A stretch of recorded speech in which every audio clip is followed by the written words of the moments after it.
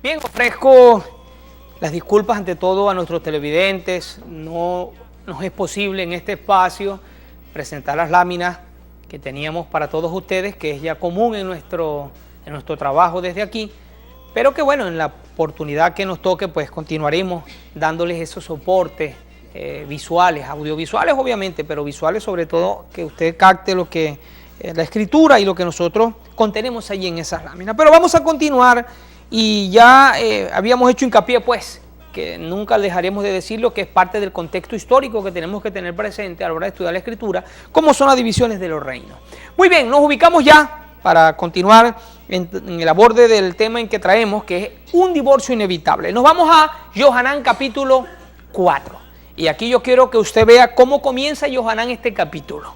Cuando Yeshua supo que los perushim, los fariseos, habían oído que él estaba haciendo y sumergiendo más talmidín que Yohanan, fíjense, se había escuchado de que de oídos, había llegado a los oídos de los fariseos, perushim, de que Yeshua estaba sumergiendo más gente que los talmidín, los discípulos de Yohanan. Pero aclara el escritor Yohanan que el mismo Yeshua no sumergía a la gente, lo hacían sus talmidín. Esto es importante entenderlo, porque no es su oficio, no vino a eso, esa es la razón. Era tarea y es tarea de los talmidín, de los discípulos, de los que le seguimos aún hoy por hoy. Muy bien, versículo pasú 3. Yeshua se fue de Yahudá y fue en dirección a Galil. Vean ustedes que Yohanan nos traza la ruta geográfica que Yeshua en este momento tiene presente. Dice que se viene de Yahudá, recuerde que es la casa de Yahudá, el reino del sur. Ese es el epicentro. Ahí está centrado espiritualmente el pasú, el versículo.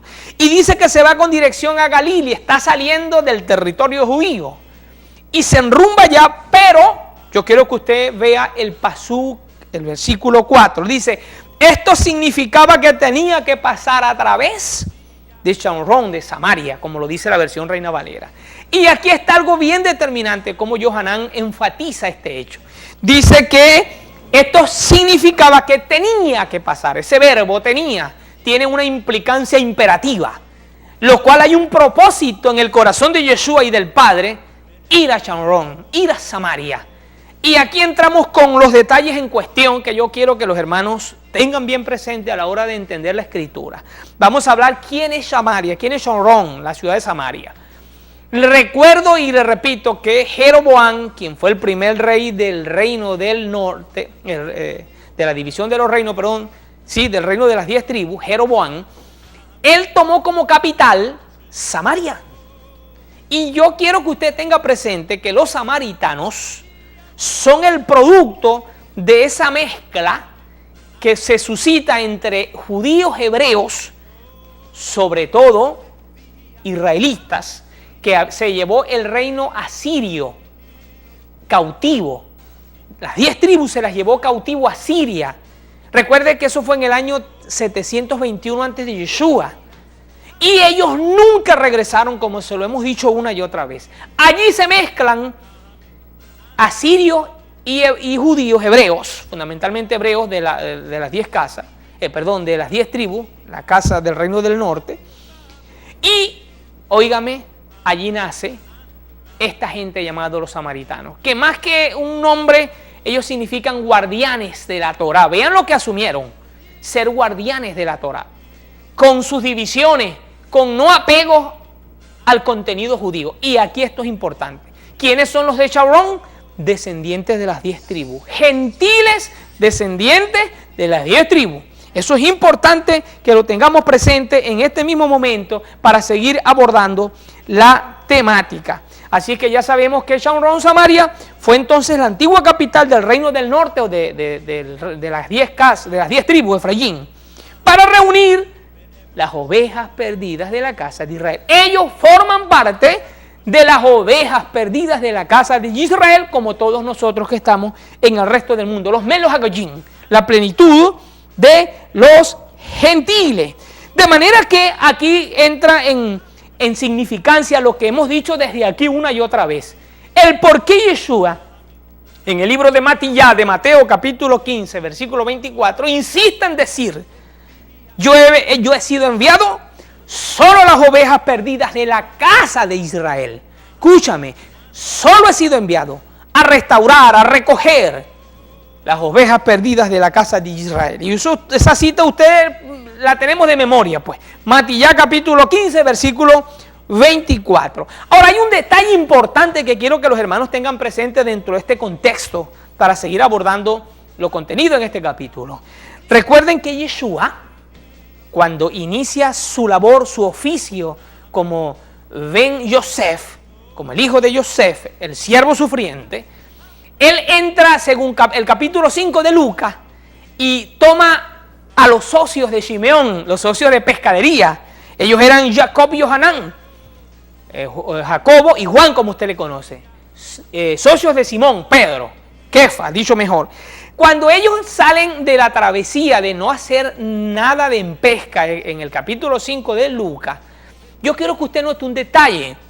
Cuando Yeshua le da la orden a Kefa que suelte la red y sacaron aquella inmensidad de peces, oiga esta palabra, sacaron inmensidad de peces. La palabra pez es una palabra que tiene una raíz en la palabra Nun, la ciudad de Nínive.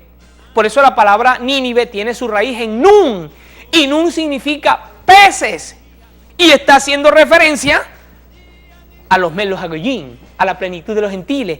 Por eso entonces que Yeshua le lanza esta frase a estos discípulos, a esos talmidín, y les dicen, desde hoy los voy a hacer pescadores de hombres, pescadores de los hijos de Efraín, pescadores Nun, vayan a rescatar a los hijos de Efraín dispersos en el mundo. Y por eso cuando soltó la requefa en la palabra de Yeshua, se trajo una inmensa cantidad de peces que 2 barcas se llenaron, las 2 casas, tipo de las 2 casas, la casa de Judá, la casa de Efraín. Entonces, dicho esto, ya comenzamos entonces con los detalles finales. Y ahora usted entiende por qué cuando Jonás es enviado a Nínive se devuelve.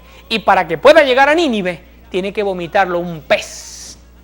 Ya eso tiene una trazabilidad histórica en el plan del Eterno. Traer a los hijos de Efraín a la salvación. Dicho esto, vamos entonces a comenzar con los detalles de los siguientes versículos que ya tenemos presentes. Por eso es que le era imperativo pasar por Sharon, rescatar a los hijos de Efraín. Ahora, llegó un pueblo en Sharon llamado Siquén, dicen otras versiones, cerca del campo que Jacob había dado a su hijo Yosef. Aquí yo quiero que los hermanos que me están siguiendo, por favor, tengan presente los detalles. Dice que estaba allí cerca el campo que Jacob le había dado a su hijo Yosef. Yo quiero que ustedes sepan que este campo, allí dice la escritura que enterraron los huesos de Yosef, que le había comprado Jacob. Y esto tiene una significancia espiritual, tanto para los samaritanos como para los judíos, para los hebreos.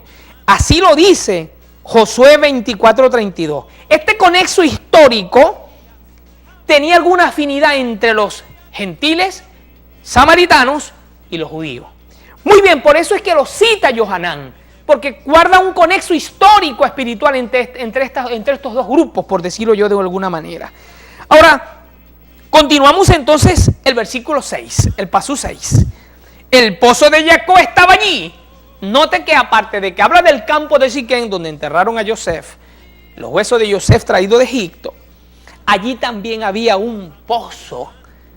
Y quiero solo precisar esto porque solo tenemos ya pocos minutos para terminar este segmento. Yo quiero que usted sepa que este pozo tiene 2 connotaciones, una física y una espiritual. Vean, el pozo de Jacob quiere decir que ese pozo era una herencia de Jacob a sus hijos. Por ende, los samaritanos, que son parte de Jacob de alguna manera, se sentían herederos de ese pozo, al igual que los hebreos y los judíos. Ahora, ese pozo era un pozo artesano. Tenía aproximadamente, un metro más, un metro menos, 11 metros de profundidad.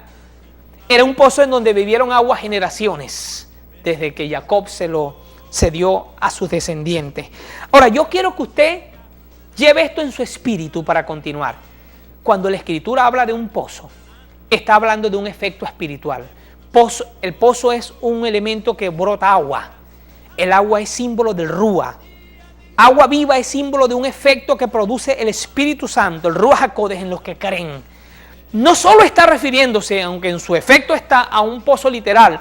Jesús está tomando todas estas escenas por lo que le quiere enseñar al personaje que se va a conseguir allí. El pozo de Jacob, entonces, es un pozo artesano que yo quiero que usted sepa, es tipo, en el segundo aspecto, de las fuentes que la gente busca para saciar su sed espiritual. Y aquí está un detalle importante para irnos al corte. Cito Jeremías 2:13, que usted lo lea, y cito Salmo 36:9. Al regreso los leemos y los explicamos. Importante para entender el conexo y enlace profético de lo que Yeshua y Yohanan nos enseñan con el pozo de Jacob. De regreso continuamos con el aborde del tema.